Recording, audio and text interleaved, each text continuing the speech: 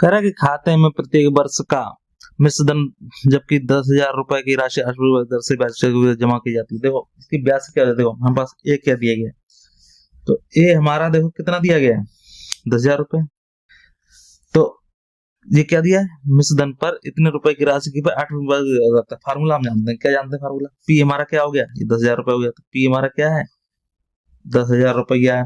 ब्याज कितना लग रहा है 8% ब्याज की दर से, और टाइम कितना दिया है हमारा वार्षिक, मतलब एक वर्ष के लिए। तो चक्रवृद्धि ब्याज जमा होता है, फार्मूला हम जानते हैं क्या होता है, ए बराबर होता है पी कोष्टक 1 प्लस के आर बटे 100 और समय टी। तो ए बराबर क्या होगा, पी कितना है हमारे पास 10,000 रुपया 1 प्लस जिसका कितना 8 बटे 100 और टी एक वर्ष है। ठीक है, तो क्या ये निकल आएगा हमारे पास 10,000 गुणे देखो 100 एकम 100 और 8 कितना हो गया 108 बटे 100। तो 2 जीरो से 2 जीरो कट गए, क्या हो गया ये हो गया हमारे पास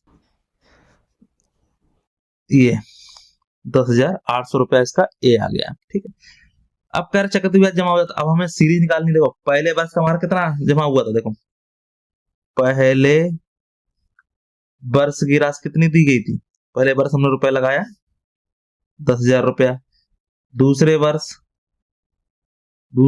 की राशि, तो दूसरे वर्ष की हमारे पास राशि कितनी हो रही 10,800 हो रही, और तीसरे वर्ष की हमारे पास इसी तरह निकालेंगे क्या हो जाएगा, तीसरे वर्ष की जो राशि हो जाएगी वो हो जाएगी हमारी जाएगी 11,664। हमसे पूछा है कि इसकी एपी मर रही नहीं मर रही, तो देखो हम क्या करेंगे इसमें हम चेक कर लेंगे इसमें से इसको घटाएंगे कितना आ रहा है, ये यहां से घटाएंगे तो क्या हो जाएगा a2 माइनस के a1, a2 माइनस के a1 और तो कितना आ जाएगा ये, तो ये हो जाएगा 10,800 में से घटा देंगे 10,000, तो हमारे पास बच जाएगा 800।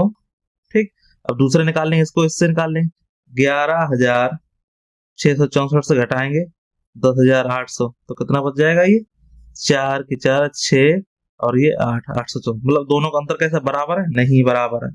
दोनों राशियां कैसी हैं, जो सर्वांतर डी है वो हमारा कैसा है बराबर नहीं है। सर्वांतर क्या है, जो डी है वो बराबर नहीं, ये 800 निकल गया, ये बराबर नहीं किसके 864 के। मतलब सिंपल सी बात है, दूसरे और तीसरे डी है वो बराबर नहीं है, डी है वो कैसा है बराबर नहीं, इसलिए हमारे पास क्या हो जाएगा ये समांतर श्रेणी नहीं है, लिख दो समांतर श्रेणी नहीं है। ठीक, दर किससे जमा की जाती है। ठीक है, कोई डाउट हो पूछ लेना। चलिए नेक्स्ट क्वेश्चन देख लेते हैं। कह रहे जब किराया, देखो सिंपल है, जब किलोमीटर का टैक्सी किराया 15 रुपए है और प्रति अतिरिक्त किराए का 8 रुपए लगाया जाता है, और प्रत्येक किलोमीटर के बाद टैक्सी किराए को समांतर श्रेणी में नहीं बनती है, क्योंकि किलोमीटर के बाद देखो हम सिंपल जानते हैं कितने रुपए पहले लगाया 15 रुपए, और क्या कह रहा है प्रत्येक किलोमीटर के बाद 8 रुपए लग रहा है, तो 15 8 कितना हो गया 23 हो गया, 23 में 8 जोड़ेंगे कितना हो जाएगा, क्योंकि प्रत्येक बढ़ता जा रहा है, और 8 जोड़ेंगे 8 3 11 31 हो गया, 31 पे 3 जोड़े 8 जोड़ेंगे 39 हो गया, फिर ये 47। तो देखो ये तो हो गया, तो इनके बीच में अंतर कितना आ रहा है 8 आ रहा है, ये भी 8 आ रहा है, ये भी 8 आ रहा है और ये भी 8 आ रहा है, तो बनता है। तो क्योंकि कुल किराया कितना 15 8 8 8 है, तो कथन सत्य है कि नहीं सत्य। देखो सीरीज देखेंगे तो वहां पर सर्वांतर कितना डी आ रहा है, तो इसके हिसाब से सही है, मगर यहाँ पे जो 15 8 हट दिया 15 पहले हो, फिर इसलिए इसको क्या हो जाएगा नहीं, नहीं बनती है, नहीं बनती है। इससे पहले इसका सवाल करा चुके हैं, उसमें देख लेना, कोई डाउट हो तो फिर मिलते हैं। वीडियो अच्छे वीडियो लाइक से जरूर करें।